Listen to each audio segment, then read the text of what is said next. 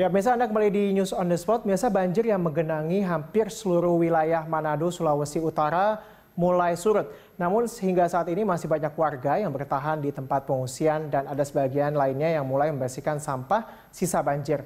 Untuk mengetahui perkembangan terkini, kita akan bergabung dengan kontributor Berita 1 Muhammad Irzal yang saat ini berada di Manado. Ya, Irzal, ini untuk saat ini bagaimana kondisi di sana dan juga daerah mana saja yang dianggap atau yang paling parah begitu terdampak dari banjir ini? Ya, bisa kami laporkan.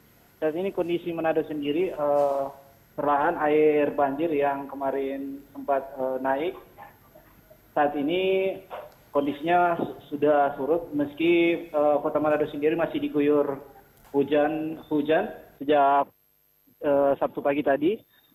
Untuk daerah-daerah yang memang terkena dampak terparah itu di Kelurahan Bailang sama Kelurahan Mahau, dan terus juga beberapa daerah yang juga terkena longsor seperti di Tikala, Mahau, sama Kombos.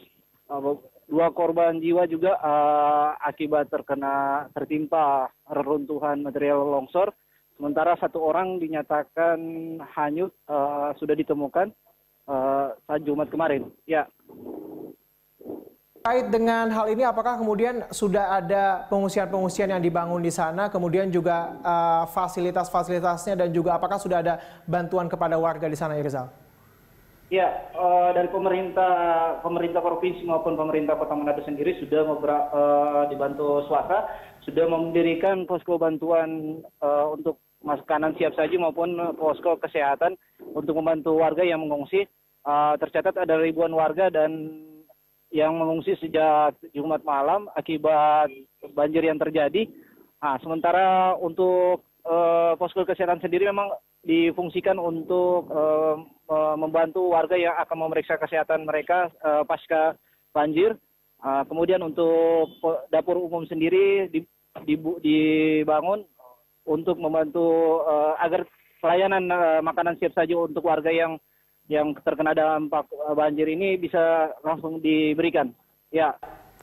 Terkait dengan akibat atau dampak dari banjir ini, apakah Anda bisa menggambarkan bagaimana kemudian tingkat kerusakan yang ada di sana, berapa rumah yang terdampak, kemudian juga berapa jumlah korban spesifiknya di berbagai daerah, Irzal? Ya, sejauh ini pemerintah Kota Manado masih terus mendata, dibantu dengan Badan Penanggulangan Bencana Daerah, terus mendata beberapa rumah warga yang terkena dampak kerusakan baik ringan maupun berat yang terparah. Tapi kami juga sempat memantau beberapa rumah warga, sempat ada yang kondisinya memang sudah cukup parah karena berada di bantaran sungai. Belum lagi beberapa sekolah yang terkena dampak yang terparah itu di Kelurahan Bailang. Seperti yang semalam ada evakuasi terhadap santri yang terjebak sejak Jumat sore. Mereka dievakuasi malamnya. Mereka juga saat ini memang kondisi kelas tidak ada aktivitas belajar mengajar dan mereka memang membutuhkan relawan karena memang kebanyakan dari santri tersebut adalah perempuan, dan dari pihak penanggung jawab sekolah sendiri memang membutuhkan relawan-relawan baik dari TNI maupun Polri. Itu pun kami juga sudah memantau TNI Polri dari Kodam 13 Merdeka sudah menerjunkan pasukan untuk membantu meringankan para korban pengungsian yang terkena dampak banjir. Ya. Ya, Irzal, hingga saat ini apakah kemudian sudah ada imbauan dari pemerintah? Apakah kemudian lebih baik bertahan di pengungsian atau mereka sudah diimbau untuk bisa kembali ke rumah mereka masing-masing? Mengingat bahwa hingga saat ini juga curah hujan di sana masih terbilang cukup tinggi. Dan jika kemudian pengungsian masih ada hingga saat ini, apa saja kemudian bantuan-bantuan yang masih dibutuhkan oleh para pengungsi di sana? Iya, himbauan dari pemerintah sendiri memang tetap meminta kepada warga agar tetap tenang dan waspada akan banjir susulan. Meskipun warga tidak diminta untuk bertahan di rumah. Aktivitas yang kami pantau sejak pagi hari, warga kembali dari pengungsian itu hanya untuk membersihkan sisa-sisa sampah banjir yang merendam rumah mereka.